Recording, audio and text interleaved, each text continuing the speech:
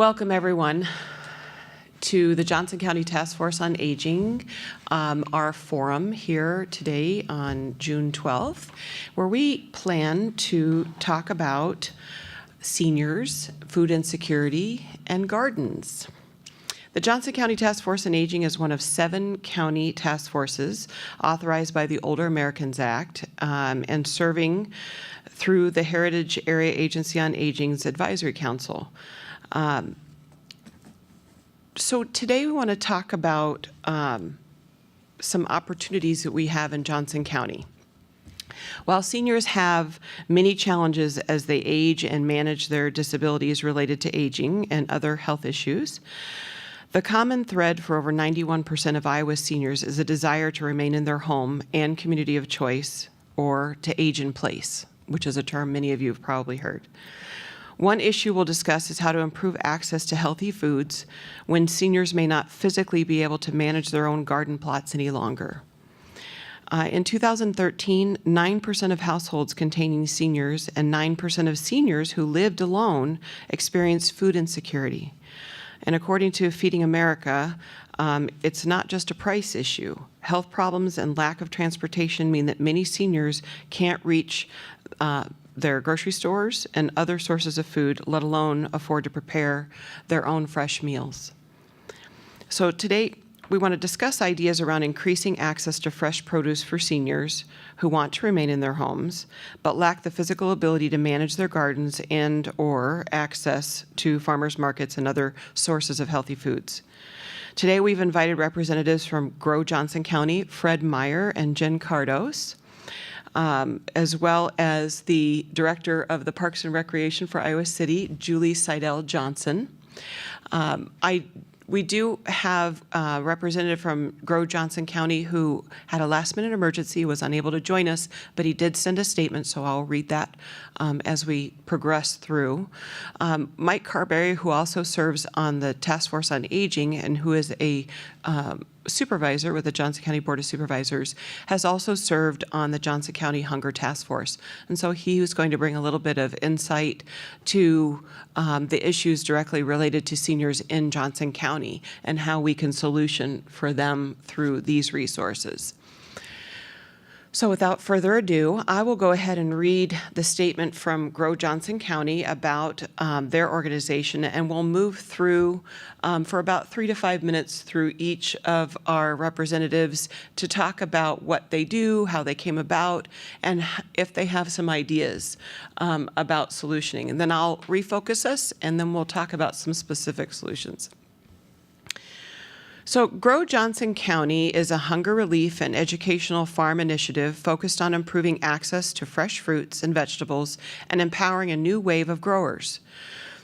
Grow Johnson County aims to make good food available for all. They lease 3.5 acres of land at the Johnson County Poor Farm, on which they plant, cultivate, and harvest a variety of organic crops. These crops are donated to 10 local hunger relief agencies. This year, they added Elder Services as another recipient agency. Elder Services plans to use the food that Grow Johnson County has donated for both their Meals on Wheels programs and their congregate dining sites. Grow Johnson County is excited to help improve healthy food access for aging neighbors. With regard to the idea of co-opting senior home gardens, Grow Johnson County believes it could be a source of pride for an elderly person. Anytime that you have multiple garden sites spread throughout an area, it poses a logistical challenge, but with adequate funding and a dedicated volunteer base, it can be done. Grow Johnson County's Representative John Bowler envisions a friendly visitor program where volunteers stop by regularly to check on both the garden and the individual. Maybe the garden is initially set up by a group of volunteers, so MG, AmeriCorps, or community volunteers in general. And once the garden is established, it can be maintained by a friendly visitor. Come harvest time, perhaps the friendly visitor could prepare a simple recipe for the individual. This method is a very individualized approach that would yield greater results, but would be potentially a challenge to implement. But with funding, volunteer hours, training, and fuel, maybe a handful of AmeriCorps positions could be created specifically for such a program, where they have a specific caseload of 10 seniors that they visit 2 or 3 times a week. Very interesting concept. So as we go forward, what John was addressing was the idea of seniors who have always gardened in their backyard or on their small farm garden, that are physically unable to work that land, set their garden up, plant, weed, and so on, as we know the maintenance that goes into gardening. But with often demand for garden plots for people that are city dwellers and don't have that opportunity, many of them go through the Parks and Recreation and get a spot at the community garden. But for the ones who don't get the spot they want potentially, or there aren't spots available, this would be another opportunity to match them with available garden plots, and that cooperative relationship between a senior or individual with disabilities who can't work it, but now they have someone who can. So they can benefit from the fresh produce that comes from the garden, plus that relationship. So Mike, would you go ahead and talk about the task force and some statistics specifically in Johnson County? Thanks, Sean. Thanks for having me. I'm Mike Carberry. I'm a Johnson County supervisor, but I have been a sustainability advocate for about 15 years professionally before I got onto the Board of Supervisors. So sustainable agriculture has always been a priority for me. And in 2014, the Board of Supervisors created the Hunger Task Force, realizing that there were a lot of issues within the county that included poverty, affordable housing, transportation, hunger, all these different issues. But this hunger issue we really had not addressed specifically, because we were doing other measures to deal with some of those other issues. So created a hunger task force that was led by our social services director, Lynette Jacoby. And she created this task force. There was a number of people meeting for a few years. And then the report came out in spring of 2016, just a little over a year ago. The task force was broken into 3 committees, and I served on a committee that was called the Healthy Food Subcommittee, which was really how do we get fresh and local vegetables and fruits into the system so those people that are in need have better access to that, and including seniors.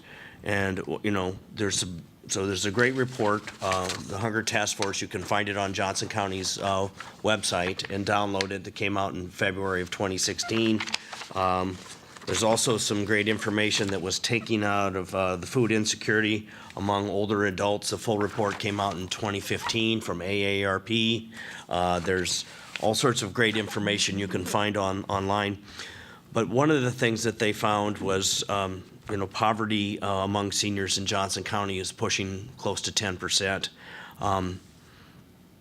But we've also found that almost 20,000 people in Johnson County are food insecure, which means that they go to bed each night not knowing maybe where their next meal is coming from, and maybe they're hungry as well.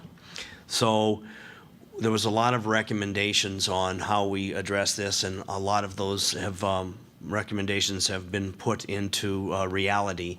One of them was working out at using the Johnson County Poor Farm, our historic Poor Farm, which is a 160-acre historic farm out on Melrose Avenue, and using a portion of that to grow fresh and local food to be put into the local food system that could be distributed to area agencies that provide meals, or pantries, or that sort of stuff, that could provide the fresh and local food that could help not only the people that are food insecure, but actually getting that fresh and local food into the system. So part of it is Grow Johnson County, and they did 2 acres last year, and we've almost doubled the size of their acreage to 3.5.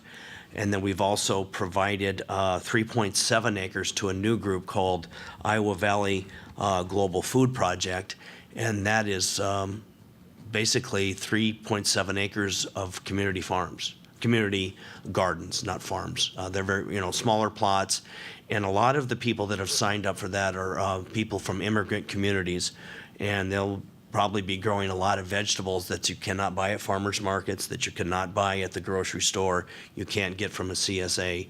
Native vegetables that will grow well in Iowa, but just aren't planted and grown on a local basis. And many of those folks from those immigrant communities are also living in apartments, so they have the same issue of not being able to have a garden spot where they live. So those are just some of the things we've doing. Some of the other areas that we've addressed with the seniors is that we're distributing food with a mobile food pantry and farm stands that can get food into what are called food deserts, areas of the community that are a couple miles possibly from the nearest grocery store.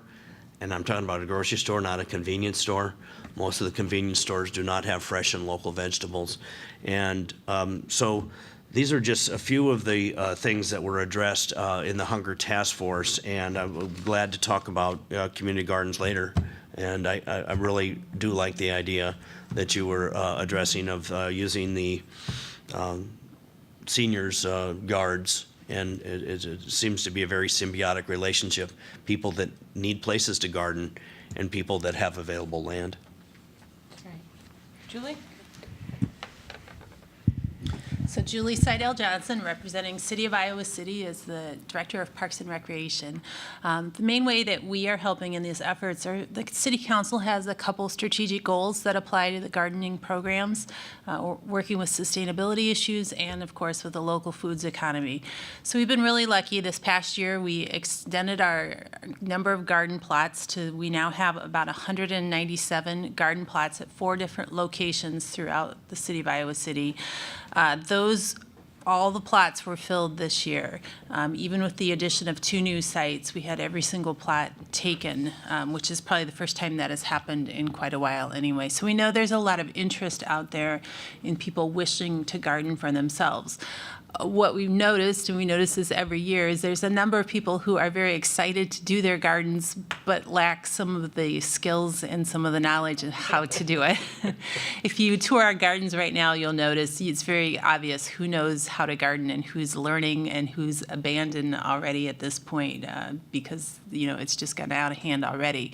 So a new program for us this year was a new Learn to Garden program. It was a 12-week program that began back at the 1st of April. It was targeted to low-income and minority populations, and it was a free program which allowed 20 families to receive gardening kits, which included basic tools and a certain amount of seeds and plants to start their gardens, but more importantly, a 12-week class program with some ongoing coaching from a master gardener to help them learn how to garden. Very successful. The families that started have all stuck with it, and their gardens are some of the successful ones that we have out there.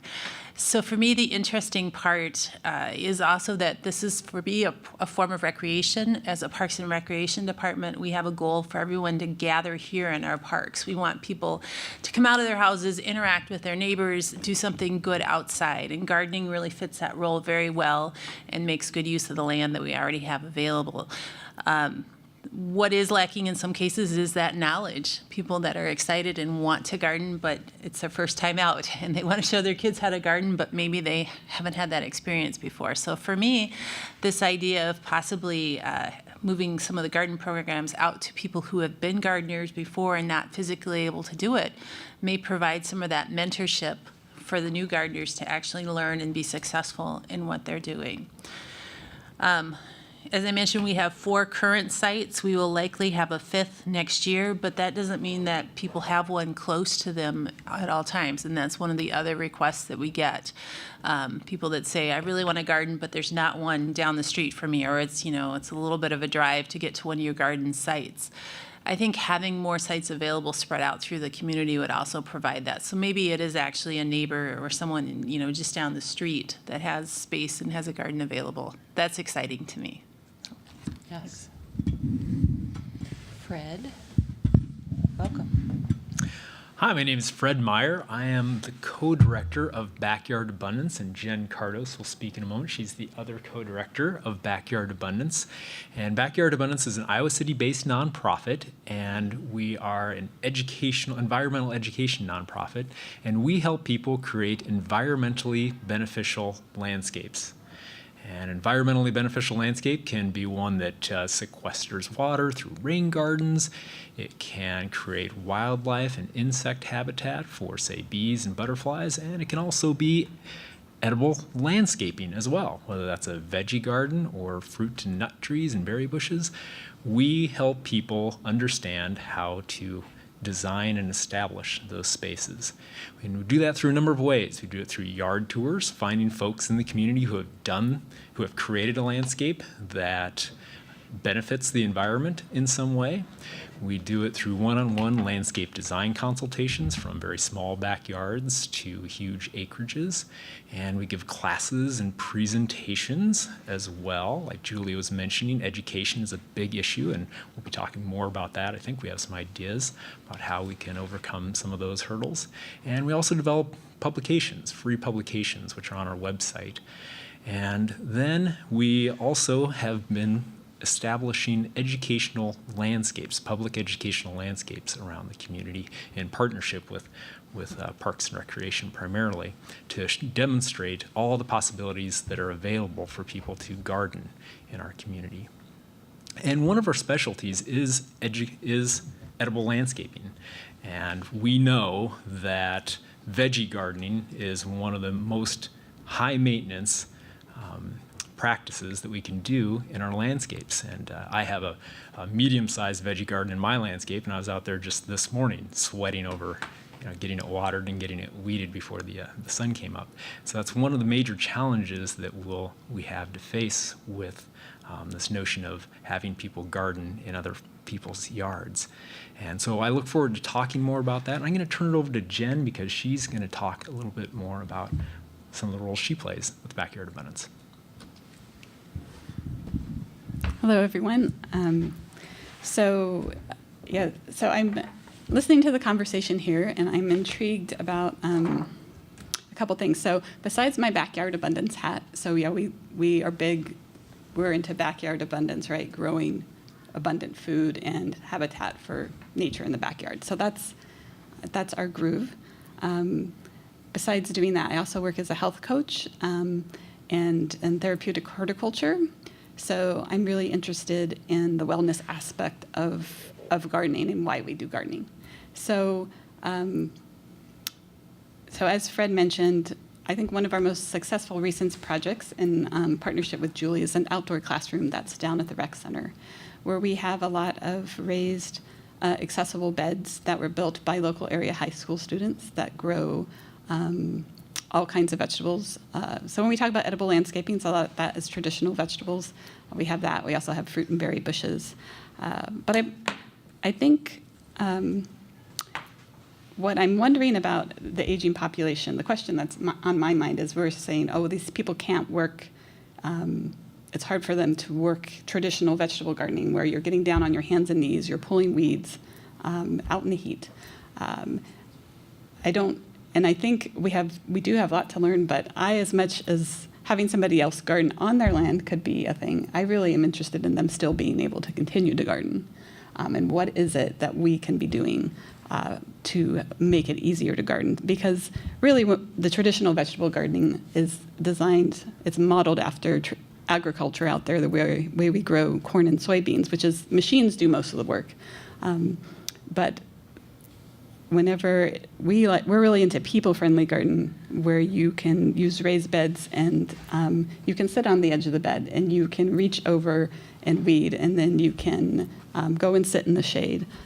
So when I think about I think there's opportunity. I do like the idea of people who want plots being closer, and I think that would work. But I think if it was my house and I was once disabled for like a short period of time where I couldn't garden for about 4 or 5 months. I was on crutches, and I had to hire somebody to do the gardening. And it was really, I was very sad. It was it was not good for me. And so sometimes just the smallest things can make gardening easier. Raising the beds up can. If you have arthritis, you can put like insulation from a pipe fitting around a handle just to make it more grippy. You can use different types of tools.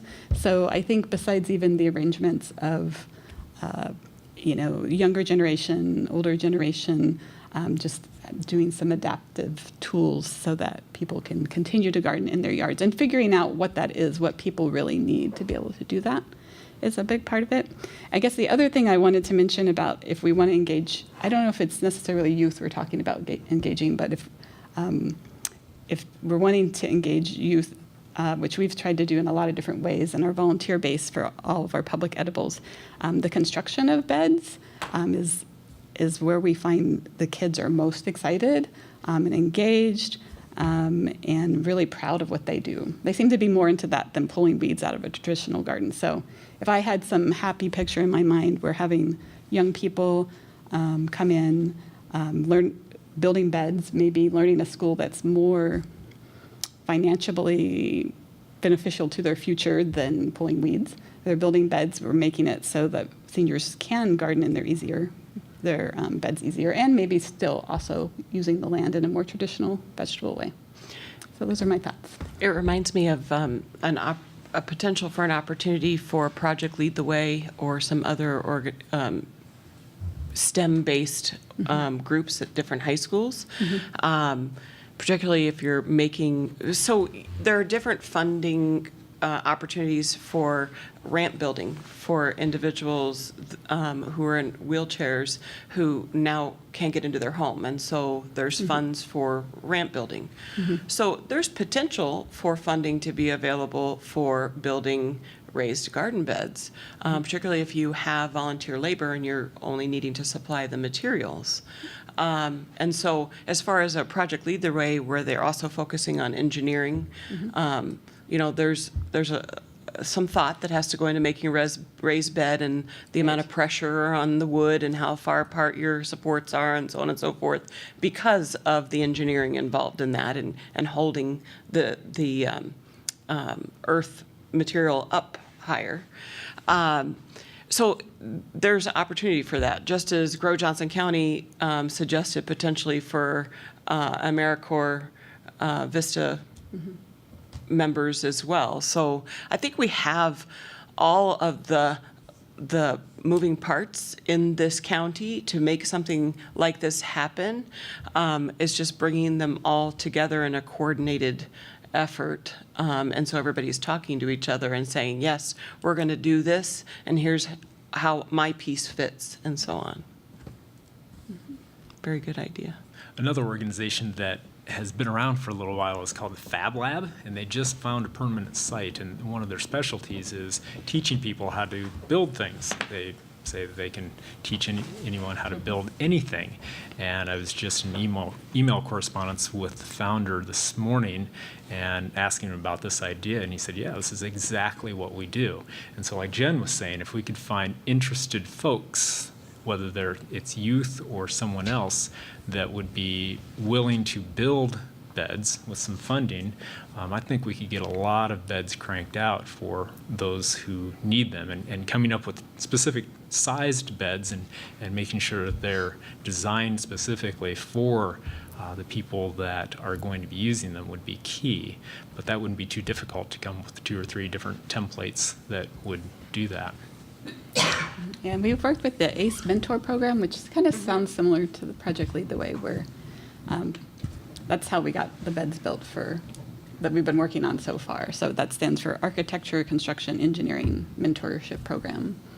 Yeah. And that's one of the number one comments that we get when people visit the Edible Classroom on the south side of the downtown rec center, is they walk in and they ask, where can we get these raised beds made? Because not only are they beautiful, but they're really functional. Like Jen mentioned, it's much easier to weed in these beds because you sit on the edge and you just reach across and you weed on them. They're also narrower beds as well. So we need to make sure that, again, they're designed for the folks who are going to be using them. So if it's children that are going to be using them, having a 2-foot wide bed is probably a good idea. If it's elderly or adults, probably 3 or 4 feet wide, so they can always reach into the middle of that bed. I know my grandmother, she, like Jen said, I really don't think she wants to see somebody maintaining her garden space for her. This is something that she has been doing all of her life. And so what I do is I create, every year I go down to my grandmother's and I give her some pots full of tomatoes and set them on the edge of her porch. And that is her garden. And the rest of her garden, that was a large garden, has turned into a large flower garden that she enjoys looking at. And it's lower maintenance for her. She doesn't actually have to go out there and maintain it. And I think that's what most seniors and most everybody wants to have in their landscape. They want their landscape to work for them, not the other way around. We often, our landscapes tend to tug at us, asking us to maintain them. And we, Backyard Abundance, try and make it the other way around, where our landscapes tug at us because we enjoy being in them. And so if we can design these landscapes for seniors and other folks so that it works for them, and perhaps converting their old garden spaces into lower maintenance spaces that might provide, say, habitat for butterflies and bees and things like that, and then create these raised beds that are closer to their houses, or creating containers that are closer to their houses that they can actually then successfully garden themselves. I think that's a key element to this being successful. It would be definitely an option. As far as providing food, when they don't have access to food, vegetable gardens so a compromise to that would be, or a way to do both, is to give them potted gardens closer to the home that they could maintain, but also keeping that garden plot with producing more vegetables and produce as well. Then you're feeding the need for good food. So. One thing I think would be important would be do an individual assessment. Right. And find out what their goals are and say, okay, I'm a senior, I'm this old, and I can do this. And what I'd like to do is this. So maybe we can use, there's a spectrum where you know, they could continue to garden using raised beds and container gardening and that sort of thing. But then there's also, on the other end, is I still want to live in my house, but I am no longer able to do any gardening. And then also, I am a good gardener and I can mentor somebody, especially somebody that was coming in and that needs a little bit of help, that educational portion of it. So I think each individual household or garden you could kind of create a plan for it. And that's where some people with a little bit of expertise, maybe more than I, would say, okay, here's what we can do, and let's look at each individual case separately, and not just do the same thing in every garden. Yeah, absolutely. Yeah. Awesome. Go ahead. Another idea is we're in Iowa, right? We're all Iowans. We see tilled up cornfields and soybean fields all the time. So when we think about growing food, our first thought is veggie gardens, right? And like Jen was saying, we tend to take our vegetable gardens and replicate large-scale farming on a small scale, which means just tilling up a plot and then going out there in the hot sun and watering and weeding. And we tend to shy away from that because it's not a lot of fun. And so we not only show folks how to design their gardens and establish their gardens, maintain their gardens in lower maintenance ways, but we also heavily promote perennials, fruit trees and berry bushes. Basically get those established once, and once they're established, it takes about 2-3 years to establish those, then you basically just go out and harvest your free food for a long, long time. And just last night Jen and I were maintaining the veggie gardens on the south side of the rec center, but afterward we actually went to the north side of the rec center where we established the Children's Discovery Garden in 2011, and there's 2 massive cherry trees out there, and we spent a good probably 20 minutes just filling up on sour cherries. And And those there's are lots more. If anybody wants to make a pie, Yeah. please come help yourself. There's tons of them, and Yeah. pretty soon the bush cherries are going to be available, and then the beach plums and the gooseberries and all kinds of other food that are out there. And so these are very low maintenance ways of growing food. And that's another idea, is not just having people maintain the spaces, but come in and harvest the food in these spaces. So establish these perennial fruit-bearing and sometimes perennial vegetables as well in these plots, and then have folks come and harvest the food for the seniors, or design the spaces in such a way that it's easier for the seniors to harvest that free food as well, with very little maintenance. Yes. Sean, this idea of using a senior's garden in their yard and having other people garden it and help them, this has been done in other places that I've heard of. We're not reinventing the wheel here. I don't know. Yeah, I think it has. When I mentioned this program to other people, they said, "Oh, that's being done this place," and I didn't write them down. But I think that, as they say, we could use the Googles. Yes. And find out best practices, what other communities are doing, and find out what works and what doesn't. And then what I like to use is a system called R&D, is rip off and duplicate. So we take what works for them, we duplicate it, and then we put our Johnson County spin on it, and customize it to what works here, using some of the great knowledge that we have from some of the people sitting up here and some of the other programs that are already here in Johnson County, to come up with something that's workable, that's filling a need. And I look forward to maybe moving this forward into, I'm not sure we have to have a task force on this, but we could convene a committee with some stakeholders and see if we could move this forward. That would be something that I would. I've got a pretty busy schedule, but I think I could find time to sit on a committee that would move this forward. That would be great. Do we have questions from the audience, suggestions? If you do, if you could come right up here to the podium, that would be awesome. Thank you, Janice.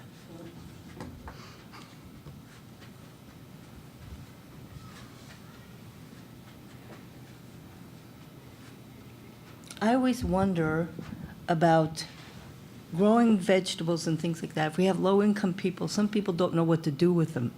How about engaging people in recipes, or actually showing people how to make use of some of these vegetables? I would agree. I think there's a two-part to that, and we do some of that through our farmers market venue, trying to teach everyone how to use the different vegetables available at the market. So definitely could be done through the gardens.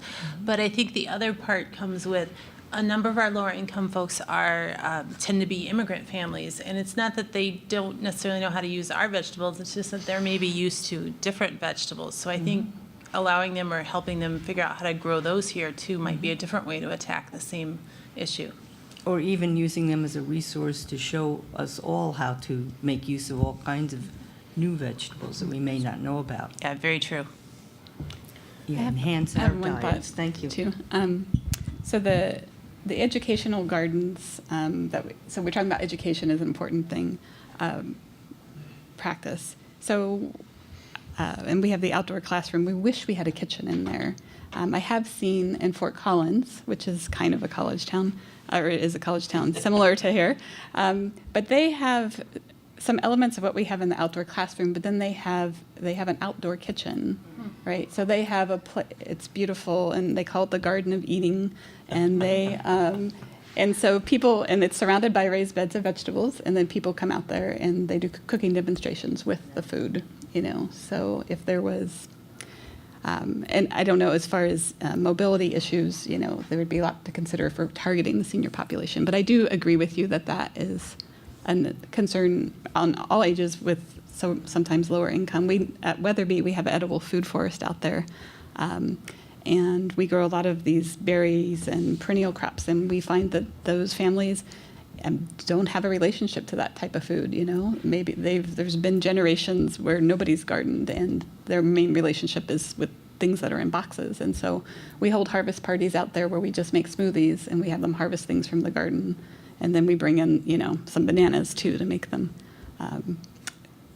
not so tart for those tartar fruits. But that's becoming more and more popular every year. And we're going to bring in those mobile food stands with Field of Family this year to, again, demonstrate with chefs how to prepare the food that we're giving away. Because we run out of food at the harvest party, actually, right now.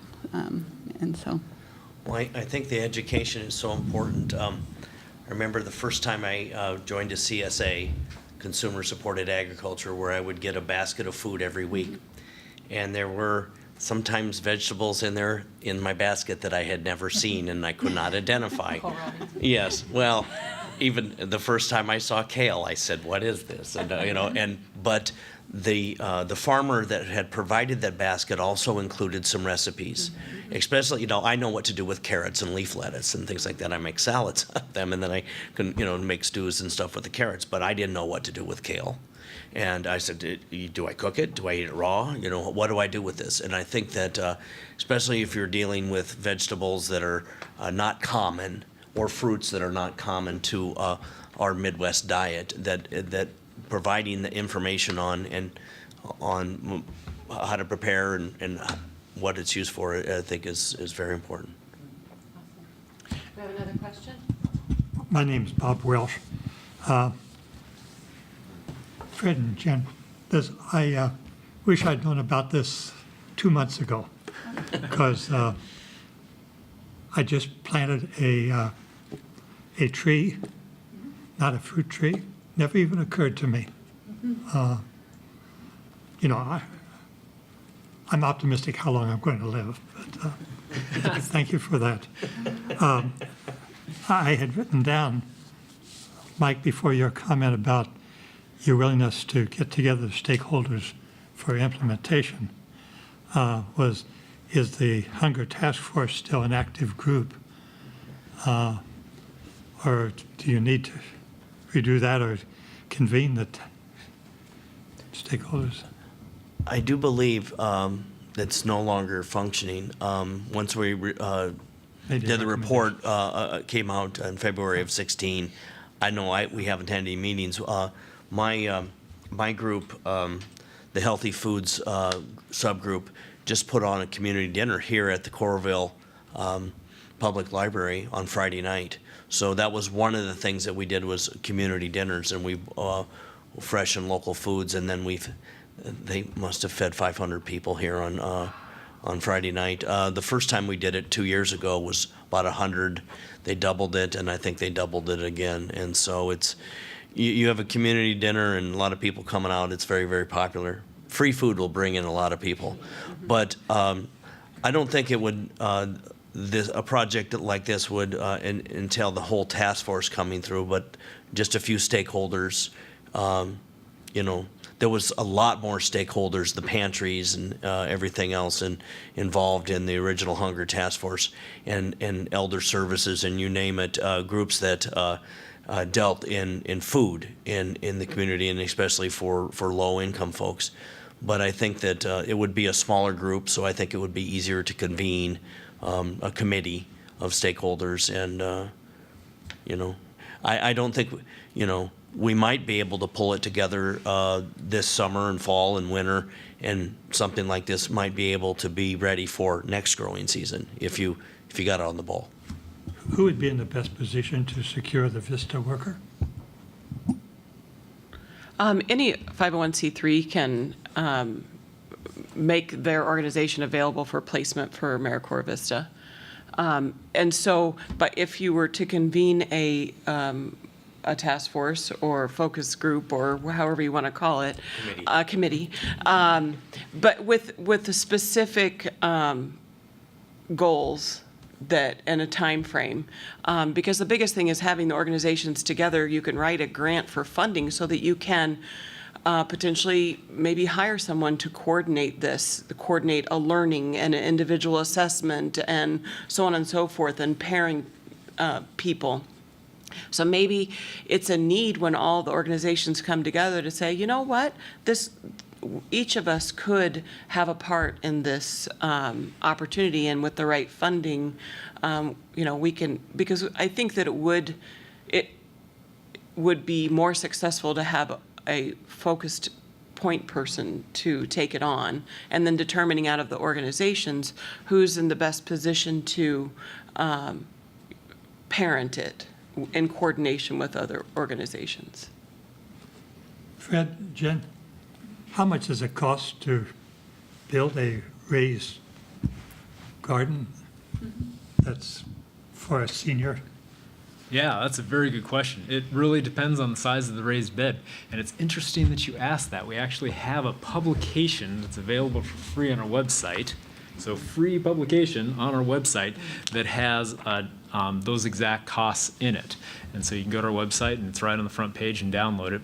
But usually a small raised bed, if you're not counting labor for constructing it, if it's made of cedar lumber and it's stained appropriately and is lined with some landscape fabric to preserve it, it's going to be around $300, $350, something like that. Now that's just for the materials. Actually constructing it will probably be more if you hire somebody to do that. That's for, a medium size, probably the size of this table, something along that line. And that would have that lip on it and be a really nice thing to, and that includes all the soil and everything as well. And that would be an easily maintainable bed. Because my guess would be that there would be people who would be willing to write a check for $300. Yeah.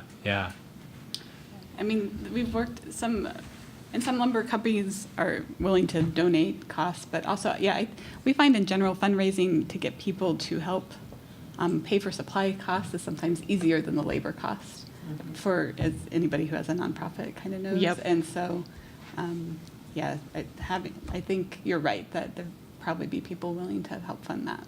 I'd always have to check with my wife, but I would Yeah. think that, Yeah. Well, and and- $350 is about the cost of a ramp, to build a ramp for an individual with a wheelchair, for the materials, not the labor, just the wood. and Julie, I know from my son and granddaughter, each of them have one of your plots.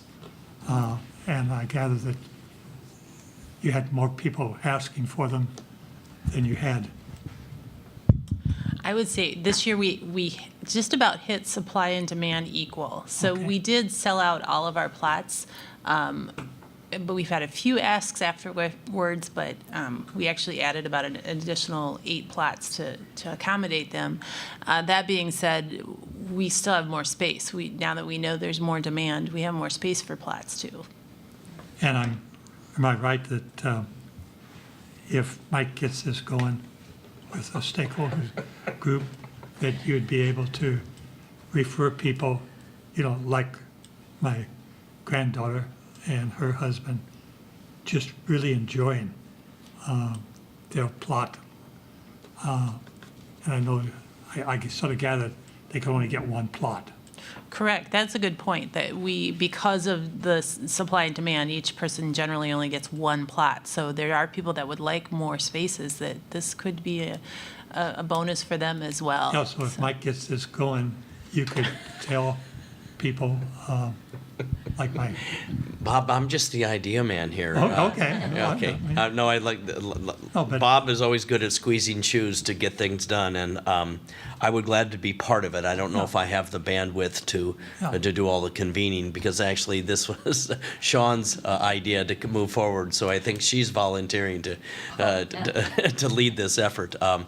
But I guess live- all I'm yeah, saying is, it yeah. seems to me that people working together Oh, yeah.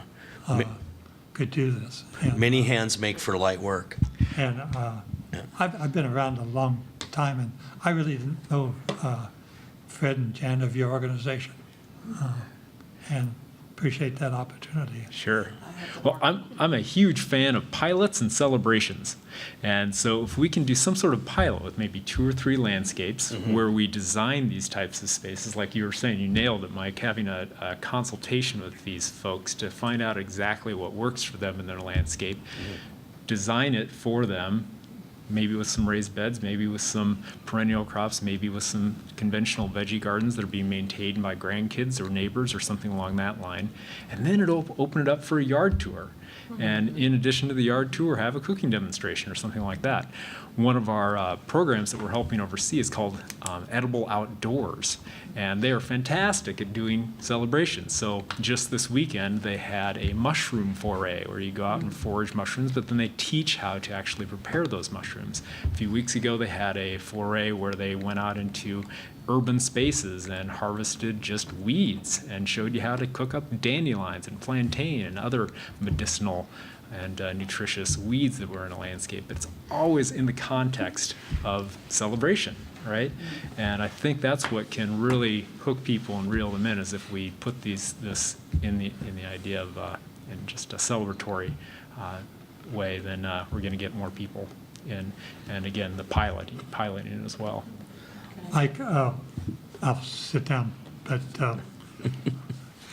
when you have your stakeholders together, if you take up Fred's idea of pilot project, Oh, yes. I think I can speak for my wife. We'll fund one of your first Oh, pilot projects. fantastic. Okay. Write that down, Chuck. We got him on tape. Yeah, exactly. No, I like the pilot program idea. I think it's start small so it's manageable. What I also like about is what Fred was talking about, celebration, and to me it's about community as well. I live across the street from Chattanooga Green Park, and I've been watching the community gardens there grow. I think this is the third year there. Yeah, and it's grown a little bit every year. And one thing I'd like to see in our community gardens is actually more community space. There's a picnic table out there, one picnic table. I'd like to see a shelter out there. I'd like to see in community gardens, and this is drifting a little bit from our focus here on seniors, but the community that you were talking about and the celebration of food and the celebration is very, very important. And so if we do this in this project, we move forward, sharing the meal with the people that are helping grow the food with those seniors, not just giving them food, but why not help them prepare that? Why not sit down and have a meal with them? I would love to see things like that. And then like I was saying, at Chattanooga Green Park and maybe some of the other community gardens, to incorporate even a little bit more park-like atmosphere that encourages people to stick around. Once they've watered and tended and things like this, we'll hang out a little bit and maybe share some of the food that they've grown and maybe exchange some of the food with some of the other growers, and maybe have not weekly but a monthly thing at this community garden where you actually have a little event where everybody that is in that community garden is encouraged to come on a particular night and bring something that they grew in their garden as a kind of a potluck, or to make it more of a community. I would see that these community gardens become even more part of our culture here in Johnson County, and not just a 10 by 10 spot where someone grows some vegetables. Well, and in addition, too, if they only get one plot where you're at,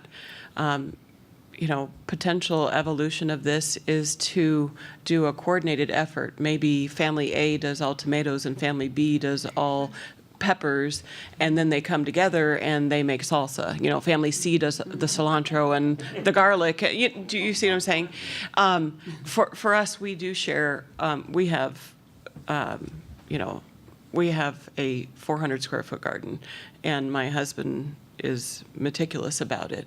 But we have over 40 cabbage plants because I make the sauerkraut. So he grows it, I prepare it. And then we trade with other families, our specialties. And so that way we can maximize what we do best in our garden, and allow the other family to do that, but we're not missing out on some of the products that we want. So another way. Yeah, what a great way to meet your neighbors, right? Let's get these veggie gardens into our front yards, right? Where we can see people gardening, right? What else do we do with our front yards other than mow them? What a fantastic way to meet your neighbors is to just tend each other's plots and then come together and celebrate and make salsa and make sauerkraut. Yeah, it can be a great community endeavor, neighborhood building endeavor. For sure. Fred, there used to be an organization, and I think it was in the area, called Food Not Lawns. Does that organization still exist? That was around probably 6 or 7 years ago. Right. And I was with that group for a Yeah. little while, and I don't think it's around anymore. But isn't that what they were encouraging, Right, was that that was- front yard gardening instead of, so front yard abundance? Yeah, exactly. And I'm a huge proponent of that. Yeah. But again, it all gets back to what you mentioned before, Yeah. finding out what works for the homeowner, whether Yeah. it's a senior or otherwise, but trying to get people to just learn about all the opportunities that our landscapes can provide for us. Like Bob, you mentioned you never even thought about planting maybe a fruit tree or berry bush in your landscape. And so many people are not aware of the tremendous amounts of food that we can grow in Iowa, that we once grew in Iowa. Like right now, June berries are coming on, and they're all over Iowa City. They're also known as Saskatoons or service berries, and they're often planted as ornamentals because they're gorgeous multi-stemmed shrubs. They produce delicious little purple berries that are edible and very nutritious. They're right on the Pentecrest, actually, between the Old Capitol Mall and Old Capitol. So go out and harvest those service berries. But people are not aware that those are edible. And that's just one of a few berry bushes that we can easily grow in our climate. I have a quick question for Backyard Abundance. Do you go outside of Johnson County? Yeah, most of, probably 80% of our work is here in Johnson County. But yeah, we just this weekend we were in Grinnell teaching a class called Maximize the Harvest. And it actually focused on veggie gardens, low maintenance veggie gardens. Awesome, thank you. Do we have any other questions from the audience? If we don't, I'm going to thank everyone for coming today and starting our discussion, and hopefully we can continue it beyond here. If anyone who's watching this has any questions regarding the information here today or these organizations, I'm sure that Eric is going to put up the website for them right now. There we go. Thank you very much, everyone, for participating today, and hopefully we can continue our conversation. Thank you, Thank Sean. you. There we go.